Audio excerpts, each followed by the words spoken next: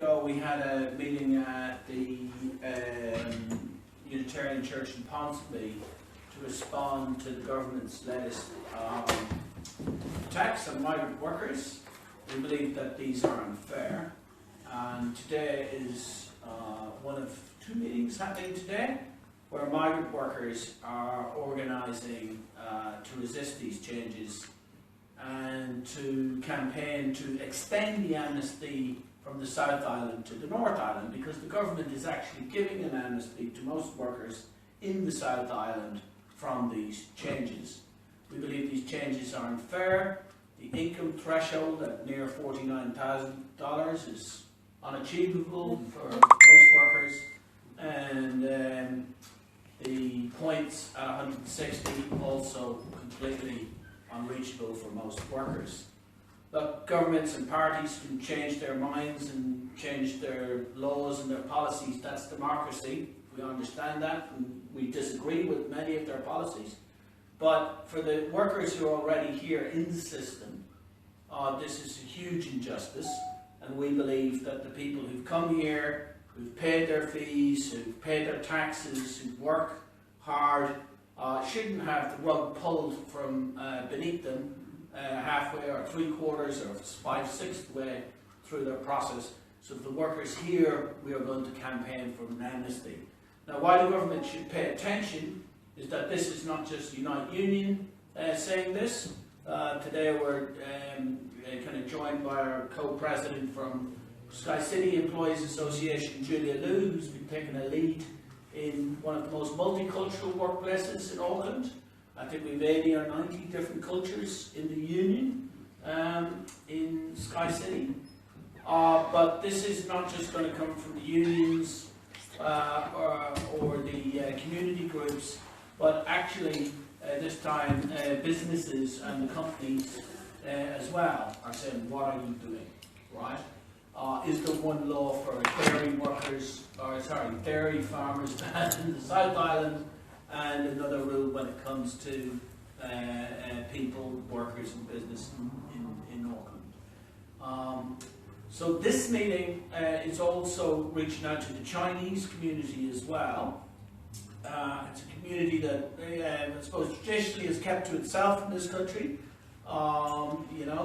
Historically Chinese workers were victims of racist policies, of a white New Zealand policy, of the poll taxes in the 19th century. But I think it's a sign of how angry people are that we are getting organised around this.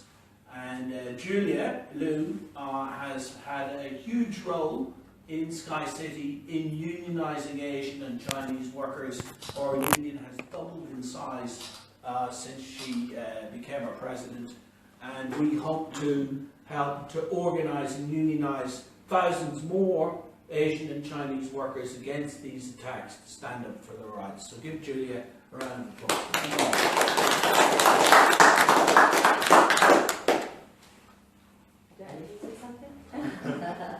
Okay, in SkyCity, we have a heaps of Asian workers since I joined the union. I found out there's a multi-cultural group people who work over there. But what is a new policy coming? And I found out some of our workers feel very angry, because this definitely impacted themselves. But sometimes it's not just themselves, even impact their family as well.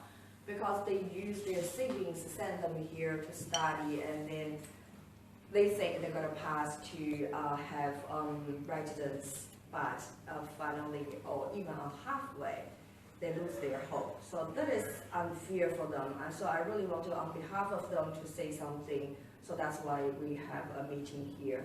But also today we're going to, our worker from SkyCity, he is a demi chef in Vanilla Barber Shop. Yeah, he can share his feelings, experience, how it impacted his life, how it impacted his your friends or even your among you who is having the same situation like you. Yeah. So probably give opportunity to him say something directly. Well, I've been in New Zealand for 5 years since 2012. First I take 2 years business course, business in diploma. That take me 2 years. After that, I recognized it's really hard to find a job as a manager for international students. So I went to cookery for another 2 years. I just finished cookery course in last year, December, and I got a SkyCity job in 2015 or 2016. And before the policy come out, I still get a hope that there's still a chance I can apply for residence. That's what I want. I mean, if I have a residence, I can do something I want, something incredible, something I want to change. But after the new policy, after August 14th, they suddenly have to reach that amount of money for annual income, which means I can't get that even in South Island or North Island. Really hard for international students to get $23.49 per hour. It's really hard, to be honest. So all of my friends, my classmates, some of them they went to South Island because they 30 points more on your total population. You get 30 points more. After the new policy, they can't apply for because the salary is too hard for them. So we still get hope. We want to apply before August 14th. So let's see what we can do.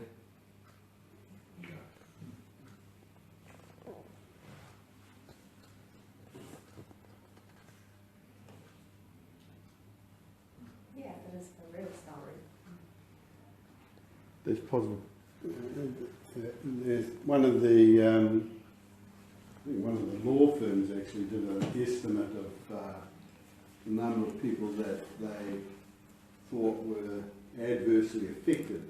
That they thought it was, according to their calculations, and I argued about 27,000 people who had sort of come here under sort of old rules in a sense, and had invested a lot of money and time and effort and had the rules changed on. I have somebody connected to my own family, almost exactly the same story as yourself, who came here and did an AUT chef's course, and 2 years, and also was looking outside, because of the points, had been looking outside of Auckland, but has now had to give up because of the most recent changes, essentially giving up on that. But it's to me, it's a fraud being perpetrated on people, and it's a fraud that has generated incomes. It's a fraud perpetrated on people, whereby they have been fleeced of billions of dollars over the last several years, and brought here to prop up a private training establishment, but not just the private providers. The public sector is now, public tertiary sector is now 15% of its enrolments are overseas students who are indirectly subsidising the entire public education system, but they were brought here under rules that allowed for the chance of transitioning to permanent residence. And it's a lie to say that they were never promised this. They were all promised the chance of it. It's on the Immigration New Zealand websites. It's in all of the advertising. It's in all of the promotion material produced by Immigration New Zealand about why you should come to New Zealand to study, why you should come to, that you have this opportunity to study here, you have the opportunity to get points, you have the opportunity to get a work visa after you graduate. and then change. There's actually been several stages of this process as well, and we've witnessed it in the fast food industry, because it's become clearer just to me now just what's been happening, I think. Because they've actually been removing a number of categories from the essential skills thing as well over the last few years. And again, people came here in the expectation, and again, investing time in their study, and then in some companies like McDonald's and Burger King, fast food companies, and working for them, in the hope that they would get a management role in those companies, and then be able to use that a management role to transition to permanent resident. And those were simply removed as a policy thing, I assume, by Immigration New Zealand at some stage a couple of years ago. And but people again had invested time, money, including working for these companies when they never wanted really. They didn't want to work for McDonald's or restaurant brands or whatever, but had hoped to use it to get a manager's job and then have the rug pulled under them. So this has been, in one way or another, the sort of a complete indifference to the government and Immigration New Zealand have displaying a complete indifference to the impact of its policy changes on the people who have been brought here is clear, and it seems like this is simply a neat bureaucrats.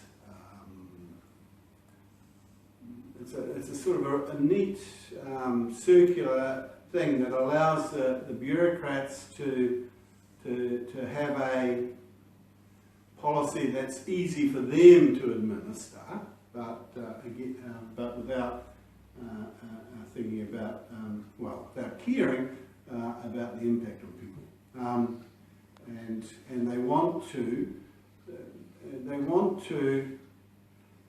give those people who are here under the essential skills category or and got visas associated with it, they want to give them just if they're not at the highest salary level, to give them a few more years before they have to leave, and then anyone else who comes in the future to be on a 3-year permit maximum. And I think that it's just going to create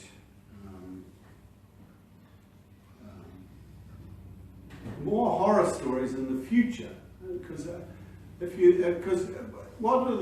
actually the people who will come on 3-year, I suspect not many people come from China on 3-year visas, but the people who will come will be the most desperate in the world, if the most vulnerable or the most desperate, because they're only allowed 3 years and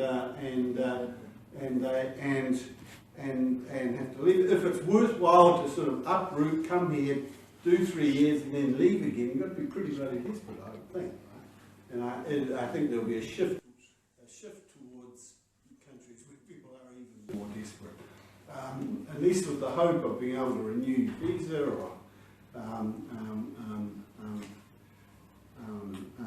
but if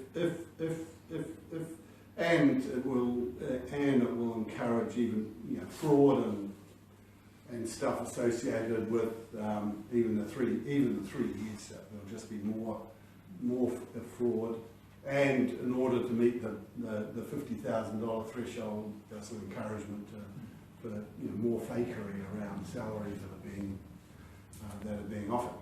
When we've got people who are here already, who have invested their lives and a lot of their life savings and their family's life savings, who have already acquiring skills like you and in my family, acquired skills, paid for them, and through the tertiary education sector here want to stay young, productive, sort of intelligent human beings, and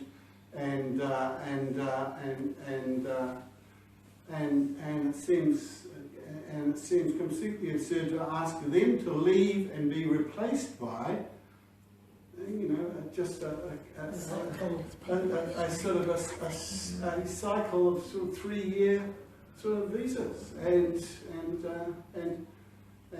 with these 3-year visas, they'll be completely completely dependent on whoever is their sponsor.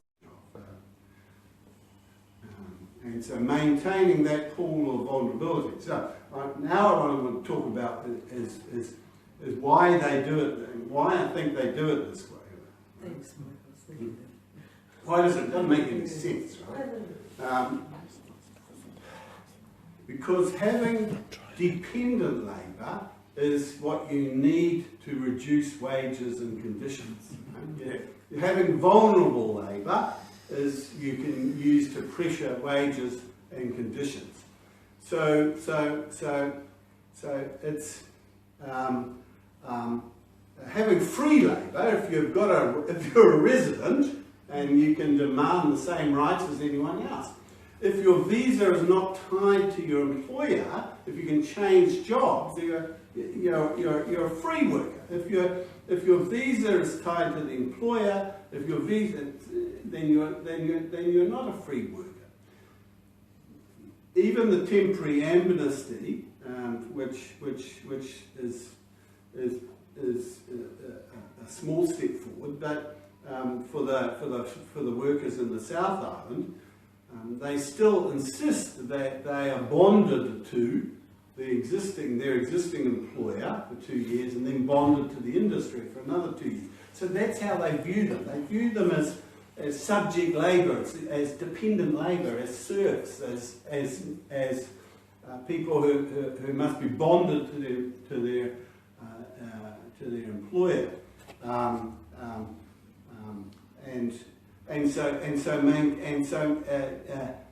so employers. There's something around this there's a lot of visas associated, a lot of work visas associated. According to the ministry, there's 150,000 people here on temporary work visas. The big majority of those are connected to some employers in some way and are dependent on employers. So, I mean, there's a lot of visas being issued. There's actually something like 250,000 temporary visas being issued each year. There's 150. So you've got student visas, you've got working holiday visas, and then you've got temporary work visas. There's a huge number of visas being issued each year, in the hundreds of thousands, and whole industries are dependent on this labour in some way. That's why they're screaming it, because the people who a lot of these industries that have been using this labour as a cheap source of labour profitability for their industries, and so a lot of the employers are screaming about it. But the route out of this isn't to maintain this the dependent status of the workers coming in. It's to actually give more rights to the workers who begin with the workers who are already here, want to make New Zealand, and give them more rights, not bringing people more in later. I'm making a speech. I just want to make a comment about also we sponsored my niece from the Philippines. She was already a working physiotherapist there, but when she came here, the qualification is not recognized. There's no other way that she has to study for 3 years, doing all over again, studying physiotherapy before it is even recognized. That's one issue. Secondly, our immigration consultant advised us to study being a chef because it's in the list of people who are, skill shortage. So she did, and she's now working for 2 years in an ethnic restaurant. And I was told that there were several Kiwis who were employed there, work only for 1 week, and then out she went because A, the job is difficult, and B, of course, she has to learn the ethnic way of doing things, and cooking, you know, like the spices and whatever. So the immigration said some positions should be Kiwis first before any other nationality or any other worker from other nationalities. Well, if they cannot do the job, what happens? You know, like for example, the Thai ethnic restaurant or the Chinese ethnic restaurant or Philippines ethnic restaurant. Well, ethnicity is something special, isn't it? And not anybody can fill in the gap. Otherwise, it's not called ethnic. Now, Can't pour a pint of Guinness properly in a lot of these Irish pubs. yeah. Now, there's a really big problem here because what would you do with people already working here for, they, you know, studying here and working here, paying taxes and being a good citizen, and in the end, after 3 years, goodbye. I can't really fathom that. It's really very difficult to understand.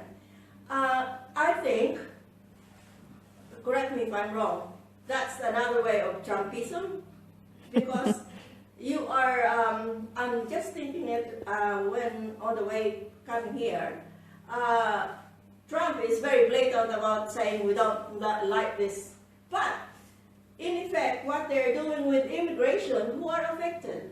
Well, the migrants, right? So, I mean, that's indirectly copying Trump. I might be wrong, but that's my thinking. No, I don't think you're wrong, actually. So, for the people who don't know me, I'm an immigration lawyer. My name's Alastair McClymont. I read the cabinet papers on these a couple of days ago to see, you know, what was behind all these policy changes, and it's really clear that there's no logic behind any changes whatsoever, which just confirms to me that this is the only purpose of this is the election. There seems to be a lot of concern about Winston Peters and his 15% of popularity and him controlling the government, and so I think the National Party is trying to basically copy some of his policies, and that's where you come up, you know, with mentioning Trumpism. And I think they're simply appealing to the public who don't like having immigrants in the country. And from what I see about the policy changes, they're really just trying to target those people who are working in the types of jobs who are from the Asian countries, because a lot of them come in on the student visas or are working in the kitchens and these types of jobs. And I think it's really because they're most visible in the workplace, and that's why they're trying to target these people. And if this has all come about because of the net migration numbers that they refer to, and about high migration. But what a lot of the media and politicians don't mention is who makes up the net migration numbers. They don't mention the fact that it's Kiwis returning to New Zealand. They don't mention the fact that it's Australians who are coming here. And they especially don't mention the fact that the largest numbers of work visa holders are Europeans, yes. The Germans, the French and the English, who come here and work in the cafes. They don't want to stop those people. They want to basically take out the people who are really visible in the workforce, mostly in the service industry, mostly here in Auckland, because this is what the New Zealand First supporter tends to see and what they don't like.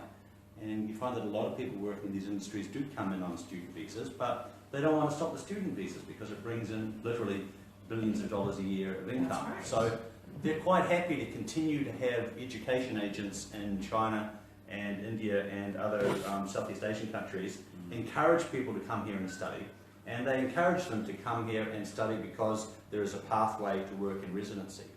Now, all of these agents are completely unregulated, so they can say whatever they like, and there's no way in the world these agents in India and China are going to be telling people, well, you can come here and study, but you need to earn $49,000 to get residency, and after 3 years you go home. They're not going to say that. The agents say, come here, it's really easy, you get a qualification, you get a job, and you get residency, and they're going to continue to say that. And because the government refuses to regulate them, then that's not going to stop. So exactly what you were saying, McClymont, is about encouraging people to come by committing a fraud and lying to them. And then they come here, and it's only when they come and they start studying, and particularly once they've paid their school fees, That's right. do they actually learn the truth. And that they learn that there is no pathway, and that they learn that They just want the money. that the government has complete indifference to what happens to them. And again, the practical effect, from what I see with the people walking into my office every day, is that vulnerability, and they end up becoming exploited. So either by the larger companies who are going to keep the pay low, meaning they'll never ever reach that $49,000 threshold, and unfortunately for a lot of the smaller companies, it's just fraud, where you get the employers will say, well look, I'm willing to pay you $35,000 a year, you need $49,000 for residency, that's a difference of $14,000, you pay me the $14,000, and then we'll just juggle the books, and it'll look like you get paid $49,000, and then you'll get your residency. And this is the first thing that pretty much every single client of mine said when they started coming in the office. They said that, look, this is what's going to happen. We're going to have employers who are demanding to be paid to stay in these jobs. And it is impossible that the government does not know this. It is impossible. So in the cabinet papers, 40-page cabinet papers, they mention the risk of fraud in about one sentence. And they say, well, there's a risk of fraud, but it's okay, we'll look after it. And they just ignore it.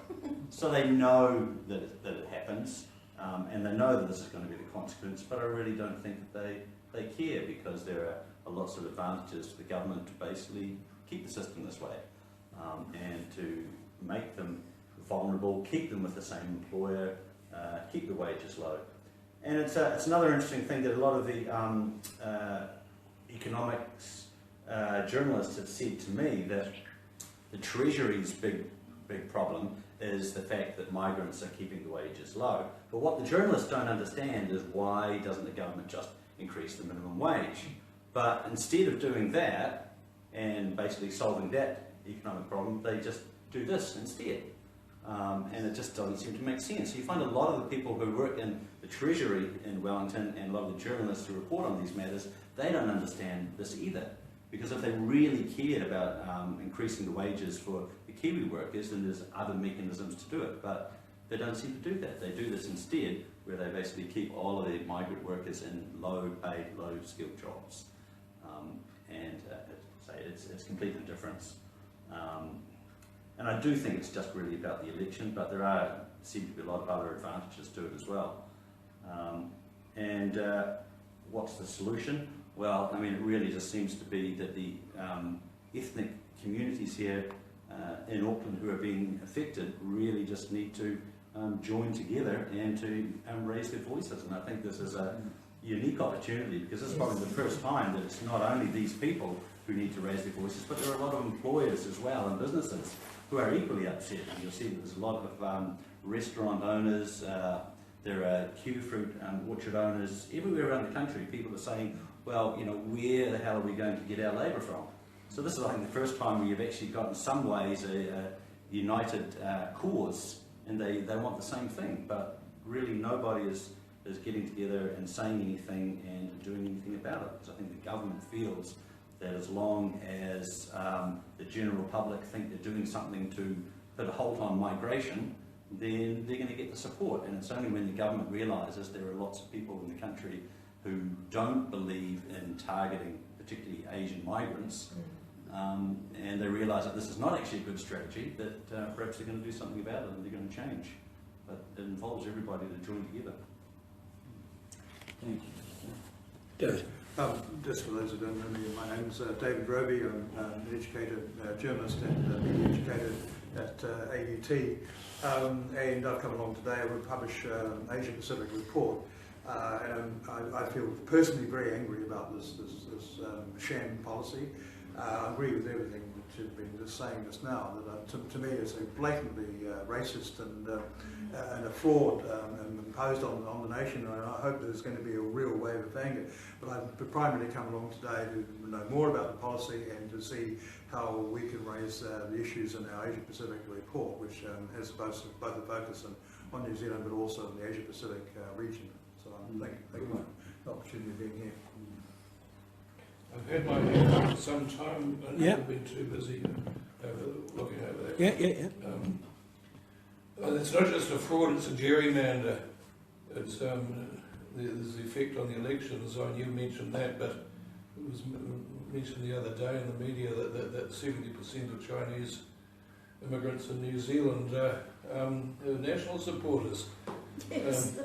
And that's a selection process of it. When it's been bad enough in the past, selecting for people with assets to come to New Zealand, that biases the likely political opinions of those permitted to get permanent residency. It's going to be worse, a lot worse under the new policy. And I think in the electorate that I live in, which is was Paula Bennett's. I think when Paula Bennett won the West Auckland seat that she had for 6 years, I think that was very largely because of the immigrant, the change in the composition of the electorate. Demographics. Well, I mean, I'm sort of more familiar with perhaps the Indian community than the Chinese community, but I know that with the National Party, the way that they've selected 2 Indian MPs on their list, the 2 Indian MPs really do nothing whatsoever to represent Yes. the Indian community. Their purpose is to fundraise amongst the Indian community. They organise events with, Indian business people mostly. They get the Prime Minister to come along. It's a photo opportunity. People will pay the money, goes into the National Party coffers. That's the only point of having Indian MPs. They don't ever say anything to support the Indian community in New Zealand. They never have and they never will. Now I suspect it's probably similar with the MPs from the other ethnic groups, that these are perhaps the only reason they ever get selected. So they're a complete waste of time. So, we did have some success recently in helping the Indian students and Indian workers to organise around the sanctuary case with the Indian students. And the Indian groups are meeting later on today at 4 o'clock out in Papatoetoe. So they're moving it out to South Auckland, moving it out from the city centre. I suppose here, with Julia in SkyCity, what we're trying to do is kind of start reaching out to Asian and Chinese workers and Filipino, Thai workers in the city centre. We've had some success in kind of unionising a lot of those kind of Asian workers in SkyCity. But I think what we want to do over the next few weeks through Chinese media is to kind of reach out, so we find people like yourself. I mean, find intelligent, young, hard-working people who've invested quite a lot of their time and money and effort here in New Zealand and are being treated terribly, and we put some human faces on this. That we also organise the businesses, the restaurants as well, and that we look at perhaps, I know the Indians were talking about this, a day of action around migrant workers in Auckland getting visible. People might know that you talked about Trump in America, but a lot of migrant workers have taken to the streets. They have these things called a day without us, where they show actually your modern economies in any country wouldn't work without migrant workers, without the super exploitation that's happening. Can you imagine a day without migrant workers in this country? The city would The grow. hospitals will be stuck still. Hospitals, public transport, hospitality, education, pretty much everything would describe Care for the elderly, the whole lot. Let's have a one-day stretch. See one-day stretch it was I on. think when people go and vote in September or whenever it is, they can decide whether or not they want to continue living like that for the rest of their lives without having migrants in this country. Now, organising a meeting on Saturday morning is one thing. Organising a general strike of all the migrant Well, workers you'd have to have large employers on board for that. is ambitious. But I think what we do want to do is kind of put that idea out, that maybe there should be a day, where we get a lot of groups together and we get visible on this. And in the lead up to that day, we find more people like yourself. What's your name again? Sorry? Neil. Leo. Well, very, very powerful, your testimony. I think when people hear, when we stop packaging people and we hear the testimony of the people from the ground, you know, how can you do this to people? Question. Just in case there is a change of government, do you think the Labour, well, just in case, do you think the Labour government might modify this in some way or repeal it? I've been trying to lobby just on a side thing on some of the Labour and Green Party candidates because of a number of, so I've been circulating some blogs I've been writing and there's been some feedback because they're feeling a little embarrassed by the perception that their parties are anti-immigrant.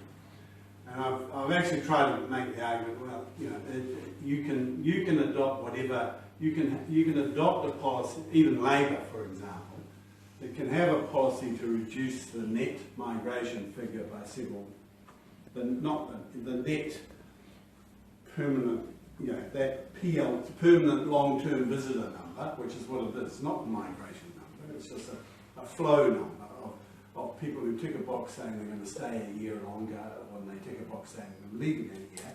That net gain was around 70,000. We can actually, you know, even if you can reduce that number probably by several tens of thousands without touching the permanent residence number, right?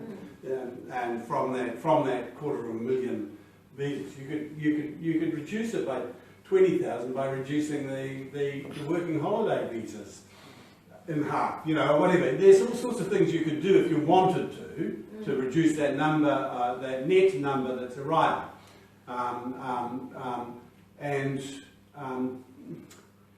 By regulating that future flow, if that's what they're looking at, right? So even within their parameters of trying to reduce that number, whether you think you need to reduce that number, but they've got official policy they're going to reduce that number, and the government's got to. They're all competing around that sort of number. Even if you've got that policy of reducing that future net flow by several tens of thousands, you can still adopt a policy towards those who are already here and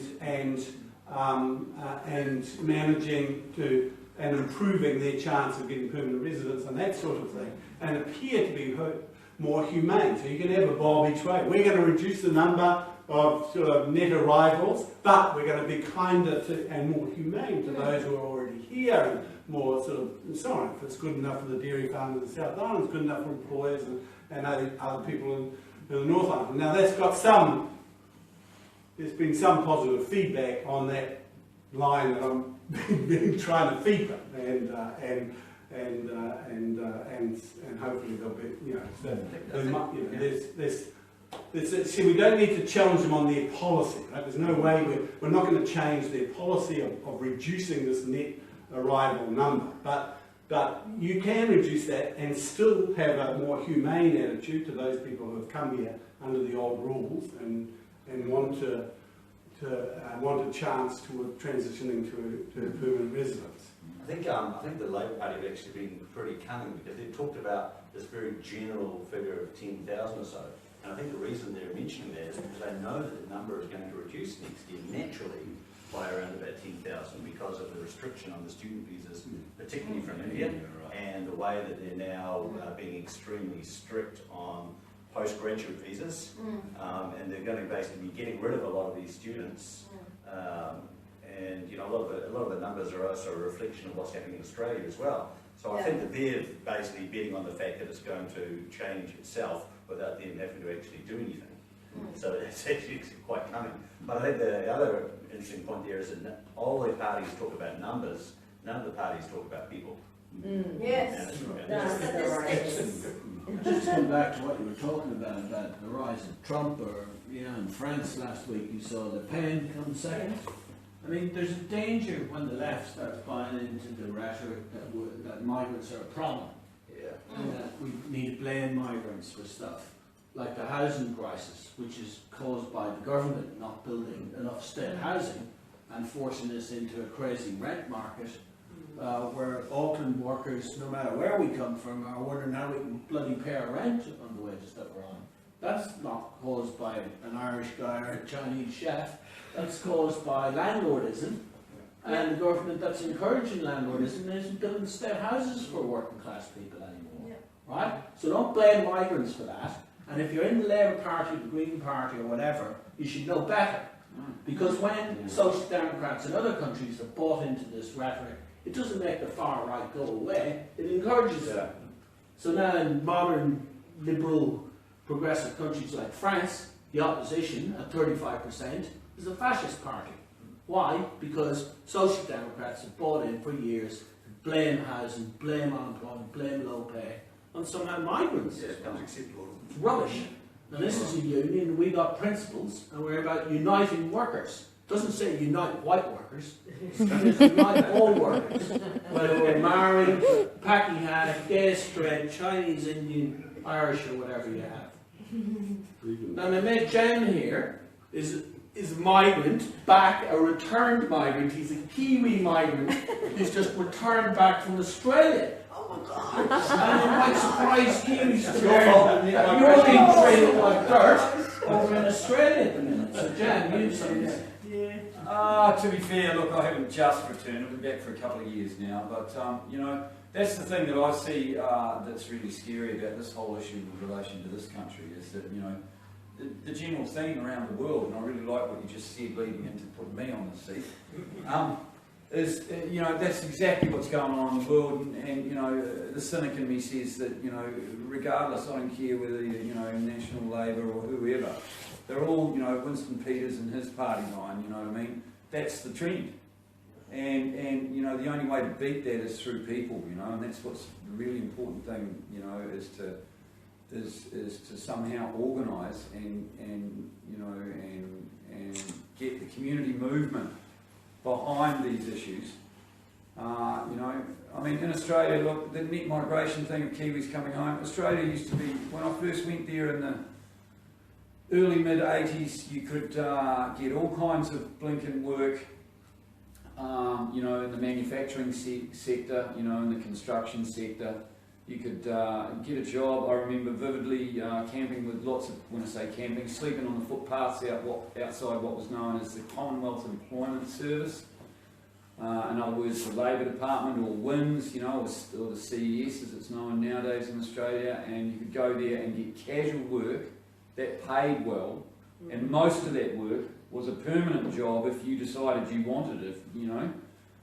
So you turn up and do any kind of thing. If you didn't like that job, you could leave by blinking warning smoko, go back and find another job, you know, and that's how it was. Those days are well and truly over. New Zealanders are copping it in the head, literally and figuratively, in more ways than one. Yeah. You know, with you know, the 501 visas, all that stuff. But nowadays, you know, Australia's not the land of milk and honey for New Zealanders. It's not the land of milk and honey for anybody, you know what I mean? You can't get work there that's permanent, you know. In more recent times, you know, 2 years ago I had a local government job in Brisbane, and a lot of the guys that came through there as casualised labour, New Zealanders, didn't matter. We had refugees actually. I worked with a lot of refugees as well, but none of them could get a permanent job. It was really, really difficult, and that's the way of the world all over now, as we all know. You know, you can still go to Australia from this country now. You can make better money in terms of you know, wages by degrees in industries better, but none of that works permanent. You can't, you know, take out loans. You can't work your guts out for 10 years, save your money, invest it into a small business, grow that business, which is what Kiwis of my generation have done for, you know, for a long time. You cannot do that stuff anymore. If you've got lots of money, go to Aussie. If you haven't, don't waste your time, because, you know, those same struggles that we all fight here are going on over there just like they are everywhere else in the world. And certainly, you know, I think it's an interesting thing. I think, you know, a lot of New Zealanders really you you know, for many years as a Kiwi in Australia, you always ran across, and it was, you know, in some ways, just to finish, in some ways it was the closest I ever came to discrimination, but Australians resented New Zealanders. There was a large cultural difference in the way that we work. New Zealanders are world renowned for rolling your sleeves up, putting your head down and doing a day's graft, whereas Australians are world renowned for, oh, look, it's at the time, mate, look, the sun's up, let's do it tomorrow. It's a very broad generalisation, but it is quite a distinct character difference. So as New Zealanders, regardless of whether you're a Pākehā or of Chinese descent or whatever, you can still go there and employers will take you on and look at you twice because you're a New Zealander, because that still carries over. But yeah, those days are well and truly over, and you know it's important to coalesce. Mike, I think we've got a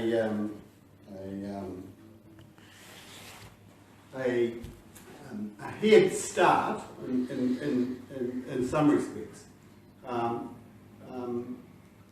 Yes, there is an undercurrent of unease and hostilities around migration and people being uncomfortable and fears being exploited. But overall, you know, according to the opinion polls, most people have a positive view of migration, and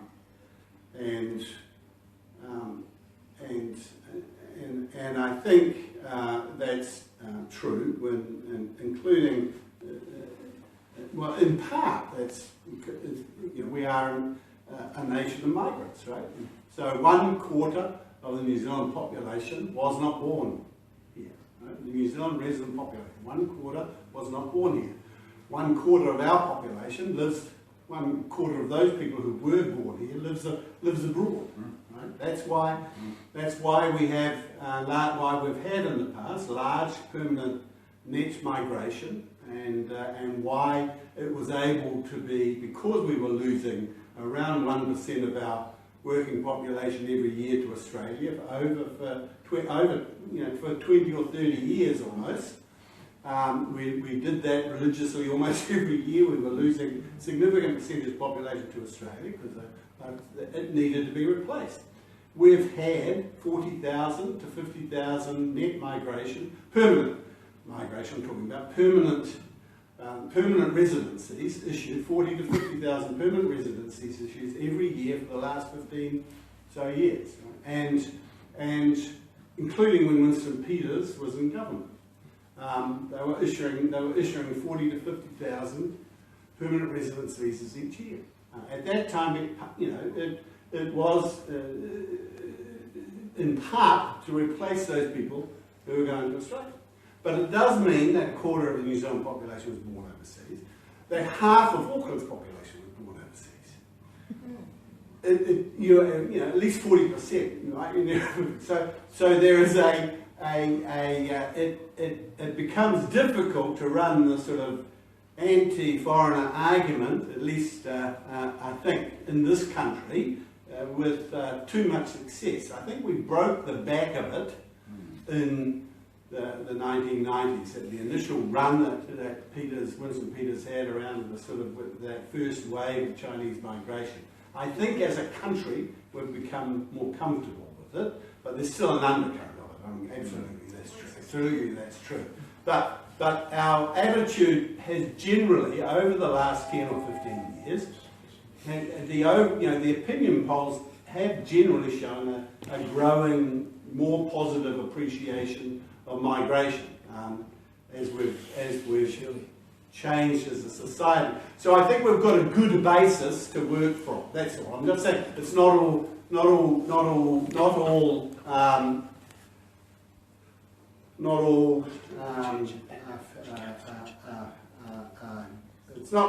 not all gloom around the political front in terms of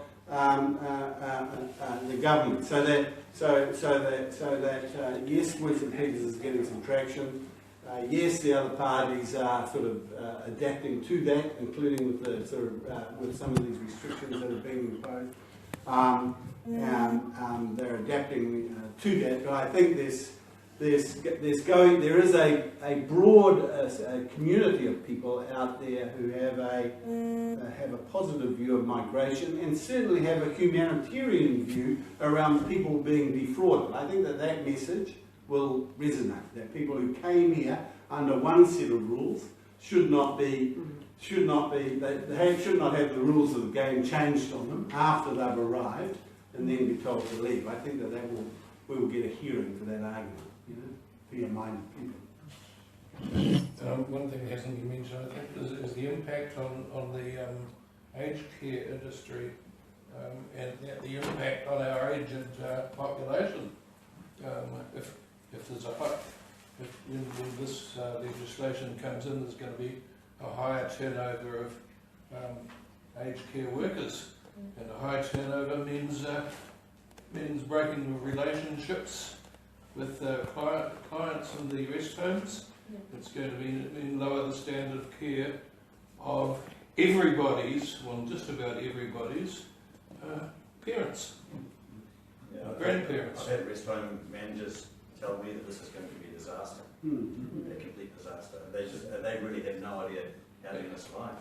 So it's going to affect the aged, and it's going to affect their children and their grandchildren.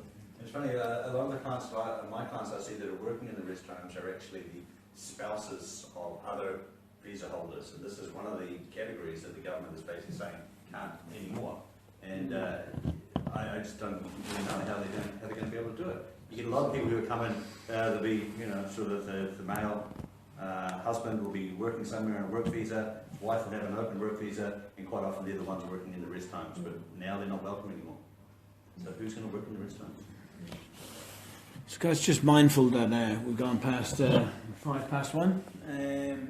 So we do want to come out today, I suppose, with a bit of plan of an action. Julie's going to continue to work in the Chinese community. We might get your story across as well, Leo. Yourself, Leon, is here from SkyCity, yeah. It's a Chinese media. Yep. I've actually been doing I did an interview on an Indian website and newspaper last 2 weeks ago, I think. I was up to 55,000 views. Yeah, it's great those interviews. I'd love to do the same sort of thing on Chinese media, because it's all about getting people to know what the issues really are. And the more people that know, then the more upset they'll be about it, and the more they'll want to do something about it.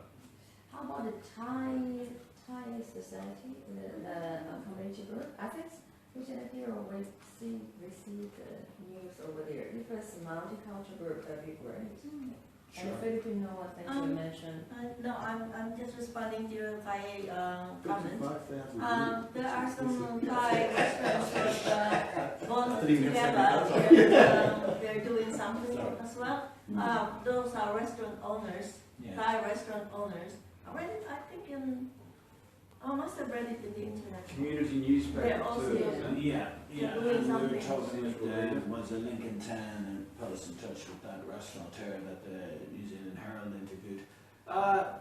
Although we have common interests, I'm not sure we'll have a united front on the same table, SkyCity management send their best wishes, but we also have a role to bargain and negotiate with these companies as well.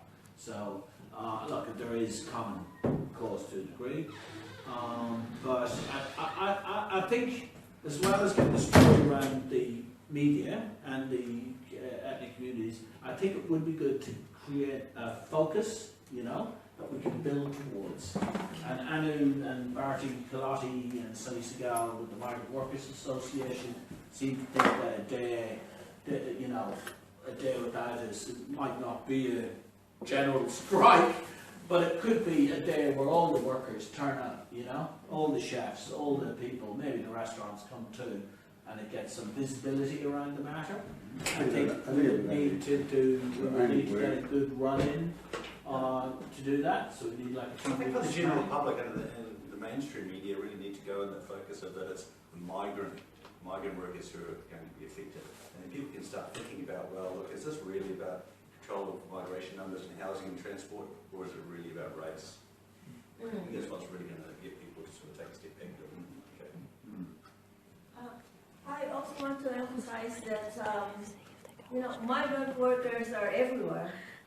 In transport, as you mentioned, in the hospitality, in health. And if these people are sent back to their own countries, I mean, think about how they will be affected as a family, as a citizen here, who will, without the nurses, migrant nurses in the hospital, that will stand still. Like what you mentioned, the home care and whatnot, what will they do with their parents who are there? So they should start thinking about how these migrants who are already here and helping in the economy and running the country should actually be welcomed instead of sent back home. Filipino nurses wouldn't have a health system without them. Yeah, but there's a lot of them in Auckland Hospital. And we've talked to the NZNO, the Nurses Organisation, about that as well. So. All right, okay, guys. Well, we might leave it at that for today. Thank you for coming. Julia will keep us in touch with the next steps, I suppose. There's another meeting 4 o'clock in Papatoetoe with the Migrant Workers Association, already taking the lead. And thanks for everybody for coming, and let's get cracking. Who's in charge of the contact list here? What contact list? No, you're in charge of contact. Facebook group. Facebook group. That's a Facebook group. Migrant Workers Association. Yeah, keep an eye.